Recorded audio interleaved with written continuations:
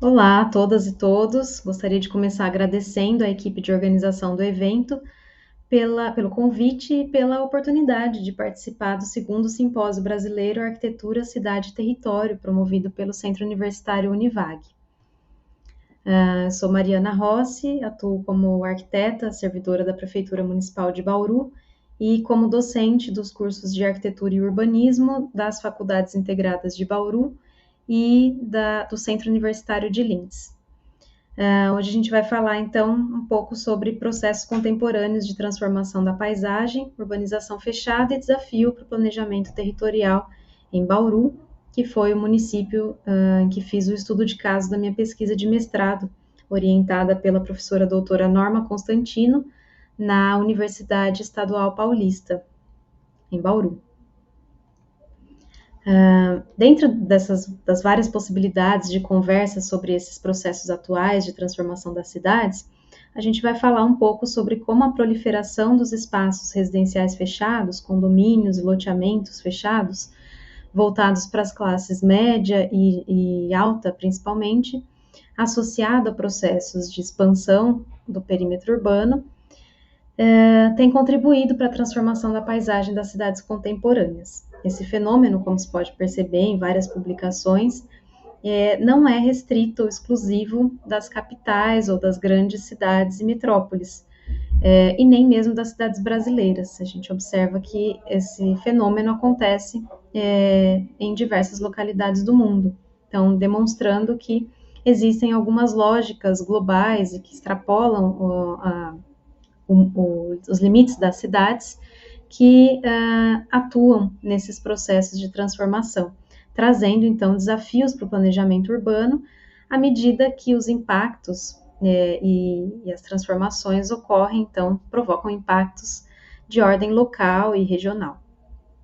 Nossa abordagem é uma abordagem paisagística, então, considerando os espaços residenciais fechados enquanto paisagem, relacionando-se a elementos históricos, geográficos, econômicos e socioculturais que envolvem o seu contexto. Nessa abordagem paisagística, é importante a gente considerar o conceito de paisagem nas suas mais amplas referências, né, entendendo a paisagem como uma expressão da maneira como o ser humano se relaciona com o espaço e com seus elementos, como transforma esse espaço. O filósofo Jean-Marc Bess, por exemplo, define a paisagem como uma maneira de os homens se inscreverem em seu meio terrestre dentro de uma duração ou de uma durabilidade que não se confundem com os ritmos naturais, transformando assim esse meio em um mundo histórico. Né? Então, a paisagem tem sempre essa dimensão, né? Ela acontece sempre em um contexto histórico, né? Que envolve os seus processos. A Maria Ângela Fagin Pereira Leite também diz que a paisagem revela uma dimensão de projeto implícita ao ato de ordenar objetos sobre o território segundo certos princípios.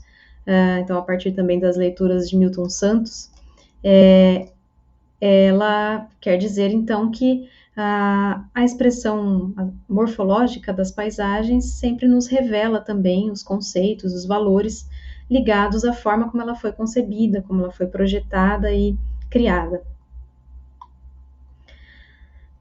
Bom, para compreender, né, um fenômeno ou os processos de transformação da cidade enquanto transformação da paisagem, né, o Jean-Marc Bess, então, nos oferece 5 portas de entrada, né, para que a gente possa lidar com a complexidade desse conceito de paisagem. Então, a gente poderia considerar a paisagem, né, numa primeira porta de entrada, como representação cultural e social, compreendendo todas os processos e as práticas sociais como componentes dessa paisagem.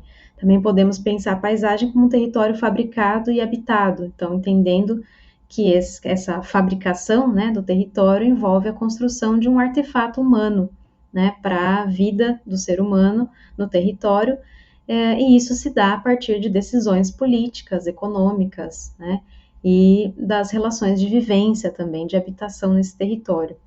Também podemos considerar a paisagem como um meio ambiente material e vivo. Então, entendendo que o ser humano e os outros seres, todos fazem parte da natureza, né? São parte de um mesmo contexto. e que essa interação entre os elementos naturais, o ser humano e todas as suas construções uma interação muito viva, né? Então, a paisagem ela está sempre em constante transformação. Podemos entender a paisagem também como experiência fenomenológica, né? Então, considerar a percepção dos indivíduos, subjetiva, sensível, como um elemento importante também, todas as construções simbólicas que vêm dessas percepções, como parte da paisagem, e também a paisagem como projeto, né? Então, também esse entendimento de que o ser humano faz essas projeções, né, de ideias e de concepções sobre a paisagem, sejam elas mentais ou práticas mesmo, né, para a construção dessa paisagem através dos planejadores, arquitetos, urbanistas e paisagistas. Bom, então, diante disso, o que a gente observa é que a proliferação desses condomínios e loteamentos fechados faz parte, né, de um contexto paisagístico que envolve diversas mudanças e transformações profundas pelas quais vem passando a sociedade de uma forma geral nas cidades contemporâneas, envolvendo as formas de produção, de trabalho, de consumo da sociedade que vem se mostrando, então, vem trazendo transformações em relação à cidade e aos valores sociais que eram predominantes até a segunda metade do século XX.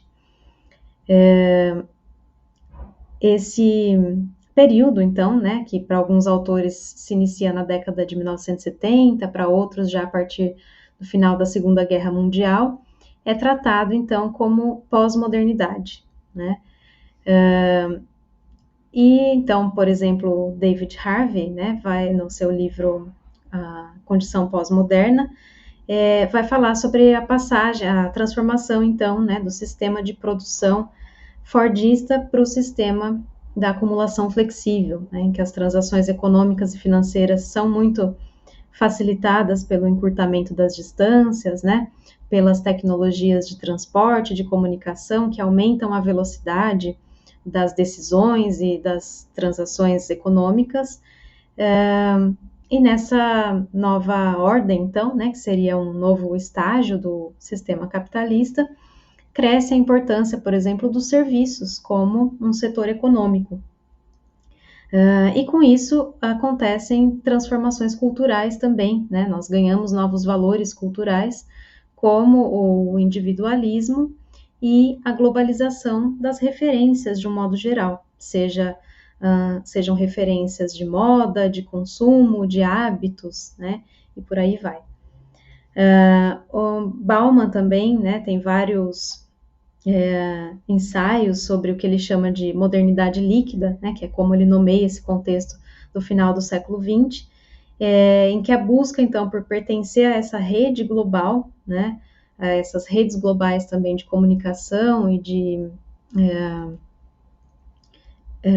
trocas econômicas, né, faz com que manter raízes em um território fixo específico não tenha mais tanto valor para os grupos de maior poder aquisitivo, né, que podem se incluir, então, nessa economia global. E para ele, então, para esse autor, isso se refletiria em um abandono gradual, né, do interesse das pessoas pelo território, né, pelo espaço físico mais próximo de onde a gente vive, principalmente pelos grupos de mais alta renda. Com relação aos novos modos de trabalho, a gente também tem, né, a inserção do teletrabalho como uma mudança importante que vem acontecendo na sociedade também. Então, o home office ou o trabalho remoto, né, tem ganhado bastante importância, tem crescido bastante, principalmente após também a pandemia de Covid-19. Então, podendo trabalhar em casa, né, também se abre a possibilidade de morar mais distante dos centros tradicionais das cidades, né, ou dos locais das sedes, né, dos locais de trabalho. Até porque todas as relações, elas passam agora também por essas redes de comunicação virtual, né, então, a questão do consumo, que é possível de ser a gente consegue comprar, né, quase todas as coisas pela internet, sem precisar sair, ter um deslocamento físico. Então, toda essa mudança vem causando também transformações na forma como a gente se organiza nas cidades, né? É interessante observar, por exemplo, que os trabalhos que permitem esse trabalho remoto, né, o teletrabalho, normalmente, né, como mostram as pesquisas, são ocupações que têm as mais altas remunerações, né, enquanto ocupações com remunerações mais baixas têm menos participação no teletrabalho, menos possibilidades de aderir ao teletrabalho. Então, com isso, nós vemos também que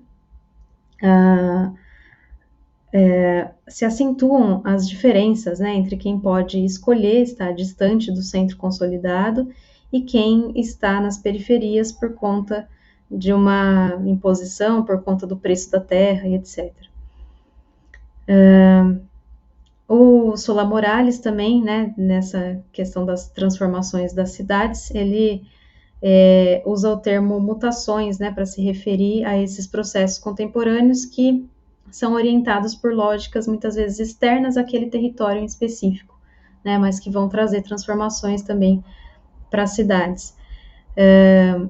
E ele fala também, né, do aumento desses grandes equipamentos comerciais ou de serviços que ele chama de contenedores, né, então como shopping centers, edifícios corporativos, por exemplo, que seriam, normalmente são espaços privados e fechados, né, em geral, que concentram diversas atividades e também estão relacionados com a privatização de alguns serviços, né, que antes eram atribuídos à esfera pública.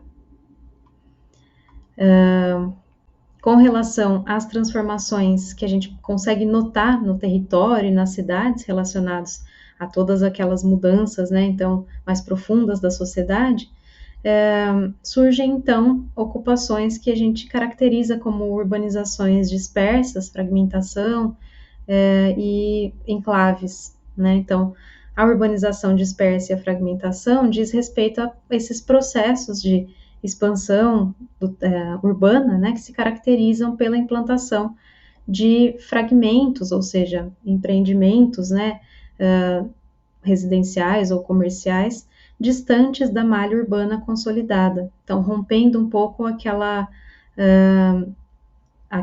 ideia de cidade, né, aquela configuração urbana que se tinha até meados do século XX, em que a gente tinha um centro bem definido como referência e uma periferia no entorno desse centro, né, contígua a ele. Então, hoje, com a urbanização dispersa e a fragmentação, é comum que a gente veja novas centralidades ou novos núcleos urbanos, ou novas áreas de urbanização dispersas e fragmentadas entre si, né, sem uma ligação contígua e direta entre elas, né, e o centro da cidade, a malha urbana consolidada. Então, normalmente esses fragmentos de urbanização, eles são conectados ao centro e às outras áreas por eixos viários de trânsito rápido, né, como avenidas, vias expressas ou mesmo rodovias. E o enclave, então, diz respeito a essa forma de pensar um núcleo urbano, né, um empreendimento residencial ou comercial, de forma que ele seja fechado do seu exterior por barreiras físicas, né, ou por controle de acesso. Então, o Álvaro Domingues, geógrafo, ele define esse mosaico da cidade difusa como composto por fragmentos dispostos ao longo desses eixos viários de expansão, nós de interseção desses eixos viários principais e espaços abertos, mais ou menos extensos, né, entre esses fragmentos, que são remanescentes florestais ou rurais e agrícolas, entre um desses fragmentos e outro, né. Então, também ressaltando que o transporte rodoviário, né, e normalmente pelo automóvel, transporte motorizado individual é o modelo de mobilidade que permite também esses processos de expansão urbana, né? Porque é através do automóvel que a gente acessa esses núcleos de urbanização que ficam mais distantes da malha urbana. Então, essa nova morfologia urbana, protagonizada pelas classes altas e médias em ascensão, revela, segundo a Maristela Svampa, um estilo de vida ligado à mercantilização de valores pós-materialistas e trazem à tona também uma segregação social, né? Não que ela não existisse antes, ela, principalmente no Brasil, né, essa segregação social no espaço urbano sempre esteve presente, porém, esses novos fenômenos de expansão urbana podem aumentar a distância, né, entre o que a autora vai chamar de ganhadores e perdedores dessa nova cartografia social. Alguns outros autores também, né, como a Espósito, por exemplo, vão também dizer que as periferias das cidades contemporâneas vão ganhar novos conteúdos, né, então se desfaz um pouco aquela ideia também de que a periferia, até os anos 70, né, 80, era ocupada por conjuntos populares, normalmente. Hoje em dia, nós temos novos conteúdos nessas periferias, né, como, por exemplo, esses espaços residenciais fechados, condomínios, voltados para classes mais altas. E, em paralelo a isso, também a gente vê, como uma evidência, né, desses processos de transformação, uma tendência de crescimento maior nas cidades médias, né, nas suas franjas periurbanas, do que propriamente nas metrópoles, né. Então, a questão do teletrabalho, a possibilidade de estar longe, né, dos grandes centros urbanos e continuar trabalhando, e continuar conectado a essa rede mundial de referências de consumo e tudo mais, também tem mostrado que as cidades médias estão com uma tendência de crescimento maior, inclusive o último censo brasileiro traz esses dados. Bom, o que são, né, esses espaços residenciais fechados, que são o ponto de partida aqui da nossa discussão?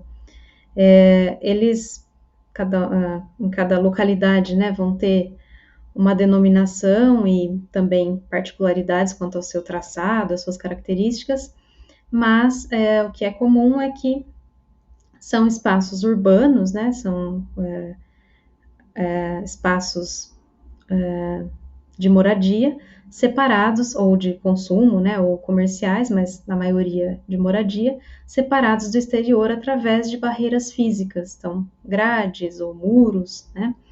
Eles possuem também dispositivos de controle ou restrição de acesso, e, em geral, possuem uma administração própria e privada no seu contexto interno.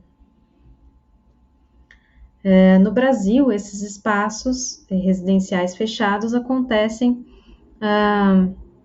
podem acontecer, né, do ponto de vista legal, por várias modalidades de empreendimentos, né, então eles podem, principalmente os residenciais verticais, né, eles podem se dar na forma de condomínio edilício, regidos então pela lei que trata das incorporações imobiliárias, 4591, ou eles podem ser loteamentos, né, e sendo loteamentos, eles podem acontecer na forma de condomínios de lotes ou de loteamentos de acesso controlado, né, ambas as modalidades constam na lei de parcelamento do solo urbano 6766, foram incluídos, na verdade, né, recentemente, como modalidades de parcelamento do solo pela Lei Federal 13.465, que é a Lei da Regularização Fundiária.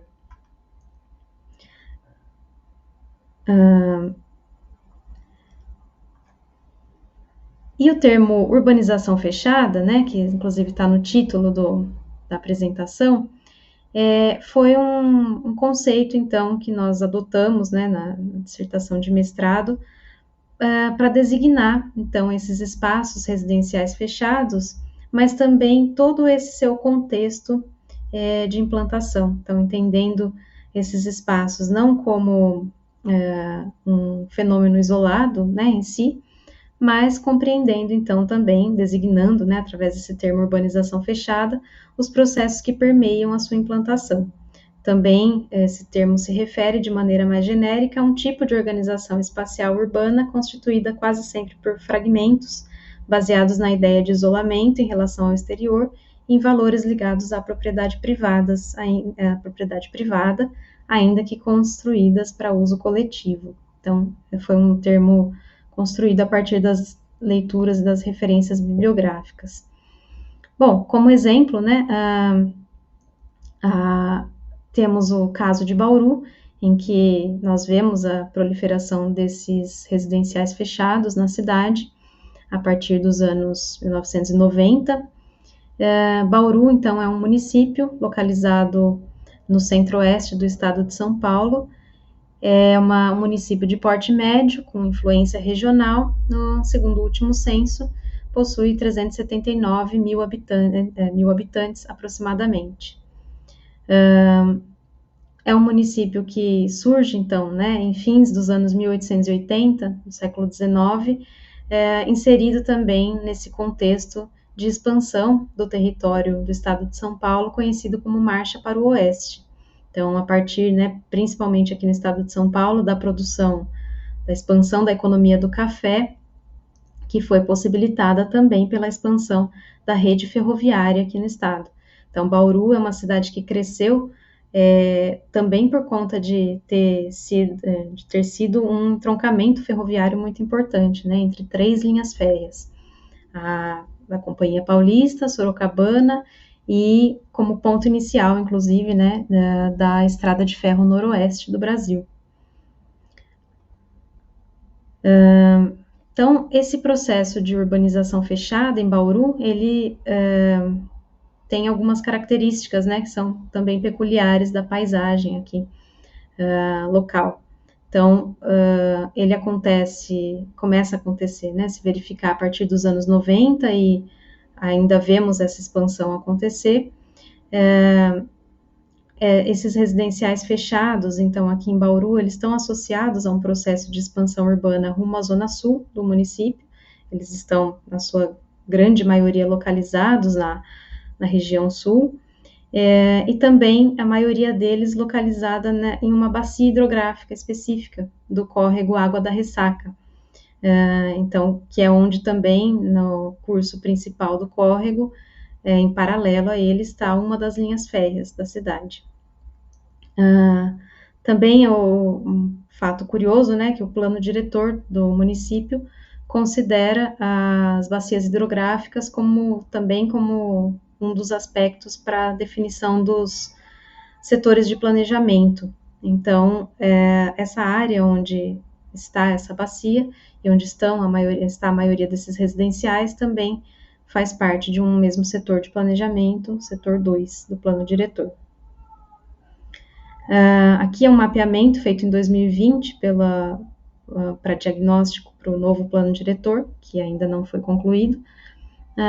Então, mostrando, né, um pouco como esses residenciais fechados da cidade, né, na maioria deles loteamentos fechados, está localizada numa mesma região da cidade, né, na porção sul. Com relação de segregação social, né, isso não é uma novidade também no município de Bauru. Em 1996, um mapa do plano diretor já apontava que as habitações de mais baixa renda, né, que são as amarelas e azuis aqui no mapa, já se concentravam mais na zona norte do município, e a zona sul já concentrava também as habitações das classes de maior renda, que são as áreas em marrom aqui no mapa. Então, foi quase que natural, né, que essa expansão urbana protagonizada por esses residenciais voltados para alta renda também estivesse localizado na porção sul. E aqui nesse mapa nós vemos, né, que os conjuntos populares, por sua vez, estão quase que todos localizados também na porção norte do município. Então, esse processo de expansão urbana, ele também reforça, né, de certa forma, esses processos que já aconteciam. É interessante também notar que esse processo de expansão urbana, ele pode ser relacionado a essa proliferação de condomínios e loteamentos fechados, a partir do momento que a gente analisa a evolução do perímetro urbano municipal, né? Então, nós vemos que, ao longo dos anos e das décadas, foram incluídas áreas no perímetro que são as áreas que foram posteriormente apropriadas, né, pelos residenciais. Então, nós vemos que essas expansões sucessivas do perímetro até 2008, o ano do plano diretor, elas aconteceram de forma muito associada, né, a esses interesses de expansão desses residenciais. Um outro componente, né, dessa expansão urbana é que ela é possível graças à existência desses eixos viários que permitem a expansão, né? Então, aqui em Bauru, nós temos praticamente 2 avenidas, né, onde esses loteamentos residenciais fechados se localizam e são acessados por elas.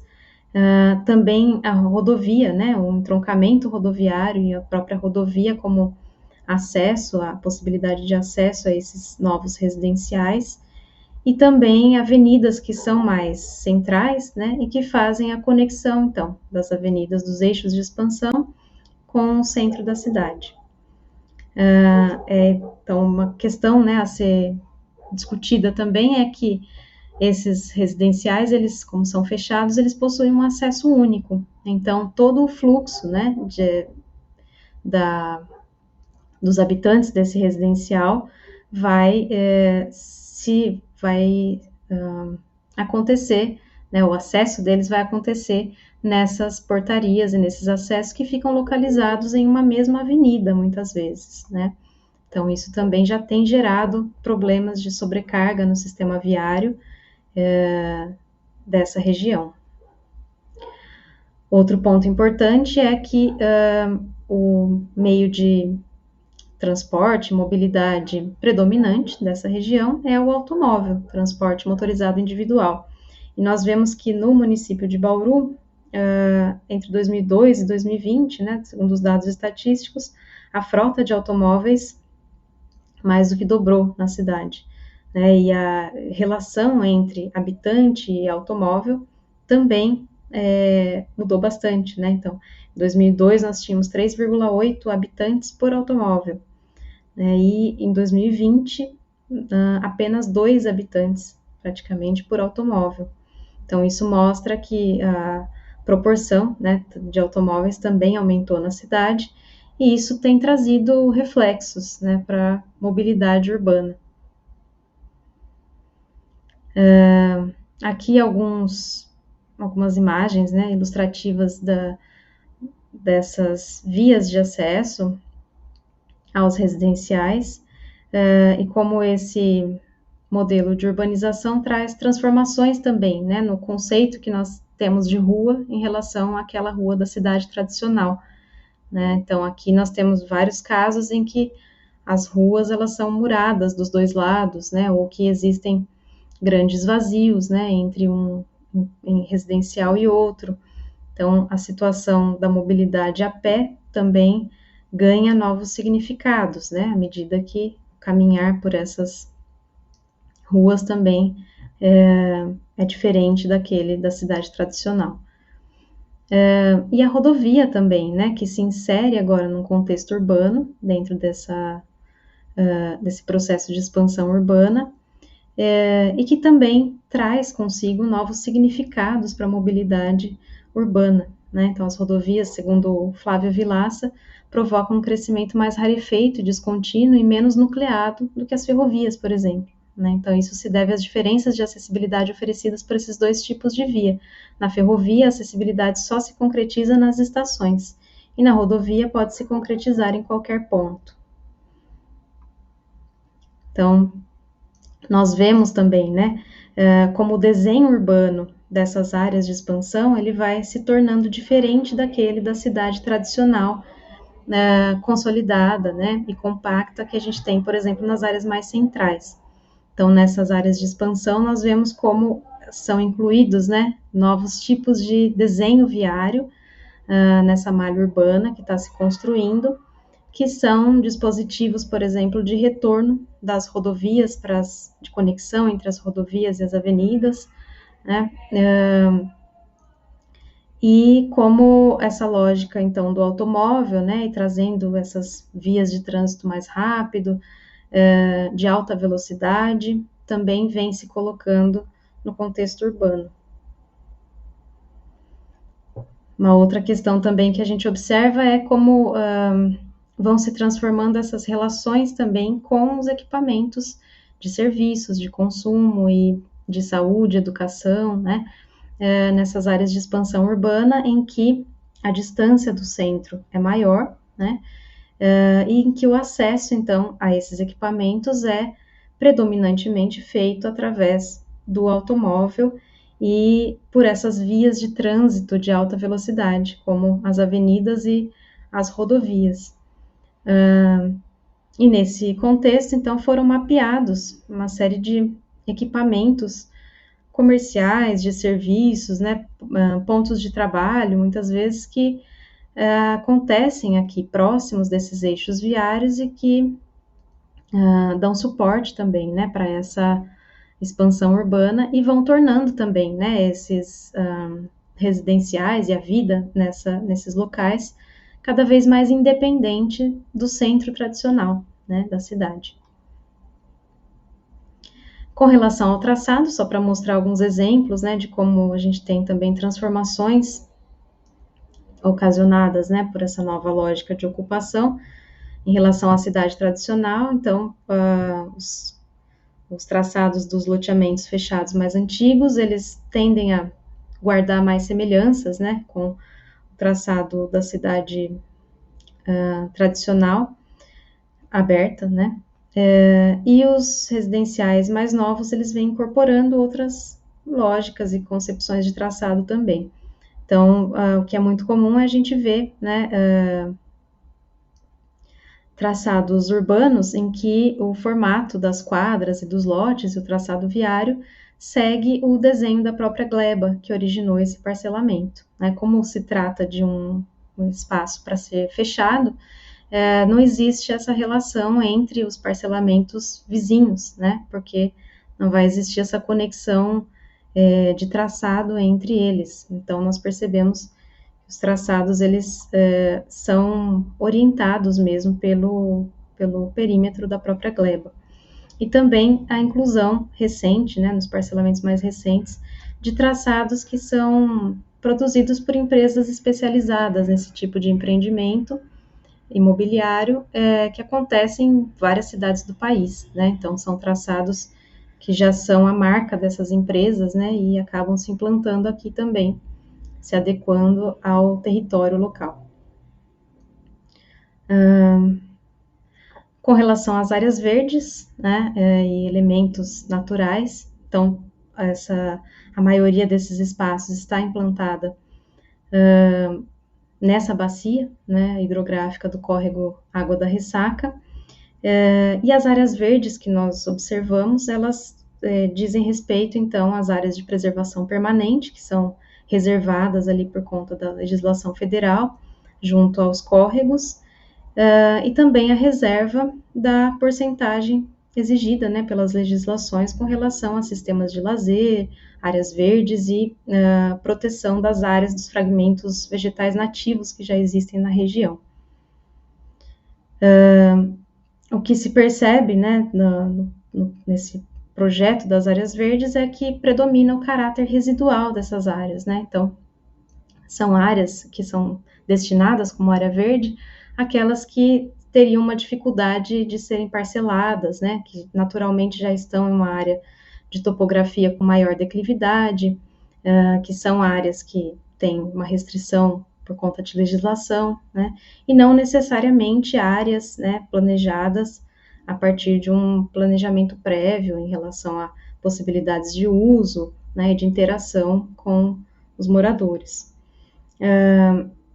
Algumas áreas verdes desses empreendimentos ainda estão fechadas pelo muro, né, pelos muros dos residenciais, outras ficam, a maioria delas, né, atualmente fica aberta mesmo, né, fora do fechamento. E se percebeu, então, que esse fechamento murado dos residenciais, eles se constituem como uma barreira visual e simbólica, né, com relação a esses elementos naturais do território. Eles separam os loteamentos dos espaços livres públicos residuais, né, da cidade, que são as calçadas, as ruas, as ferrovias, os cursos d'água, né? Então, não existe uma conexão, né, entre todos esses sistemas naturais e os parcelamentos. Em 2018, então, foi publicada uma resolução da Secretaria do Meio Ambiente, tornando algumas áreas verdes ali da região como prioritárias para a recuperação ambiental. Essas áreas são parte da APP do Córrego Água da Ressaca e algumas outras áreas verdes lindeiras ao córrego, que são todas essas áreas que estão coloridas aqui no mapa, né? Então, foi uma iniciativa para buscar uma proteção dessas áreas remanescentes naturais ali na região.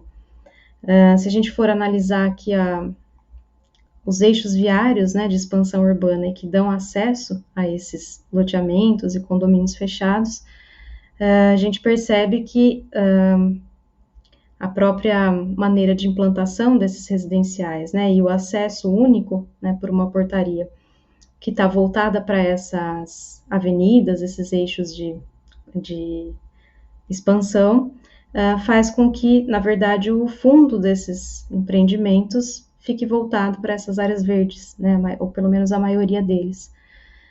E se nós formos analisar hoje, né, com relação a essas APPs prioritárias aqui, todas essas linhas em vermelho são fechamentos, né, para essas áreas verdes, né, seja por grades, por muros.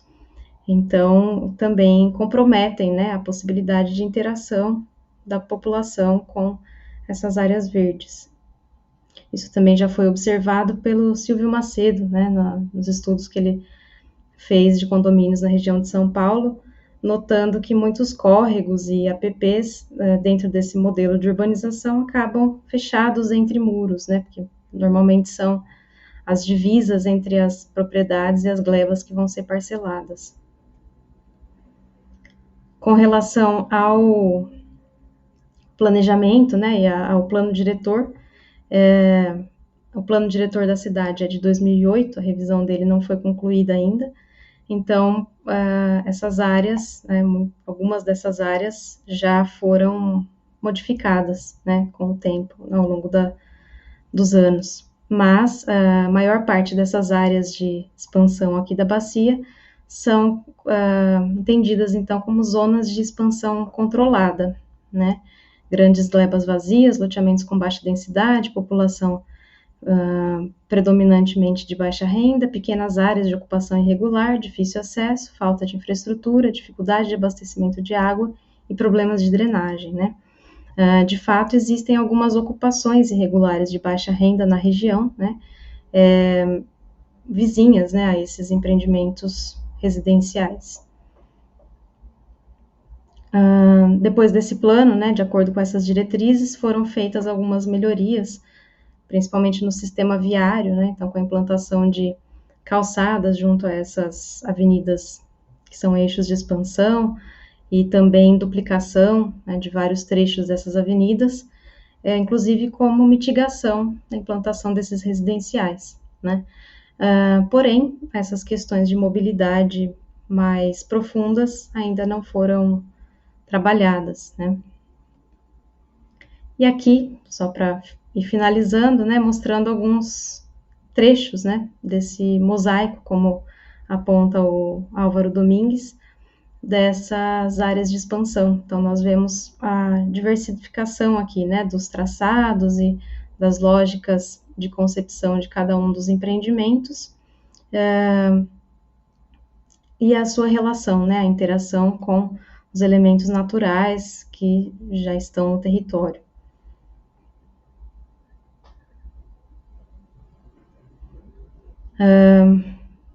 Então, nós vemos, né, que alguns dos desafios que nós temos, né, para lidar, não apenas aqui em Bauru, mas em outros municípios que também passam por esses processos, que nós precisamos, né, incorporar ao planejamento urbano esse entendimento de um processo, desses processos e toda a sua complexidade, né? Então, a dispersão, a fragmentação, ela acaba sendo desfavorável à percepção da paisagem enquanto interação de elementos em constante transformação.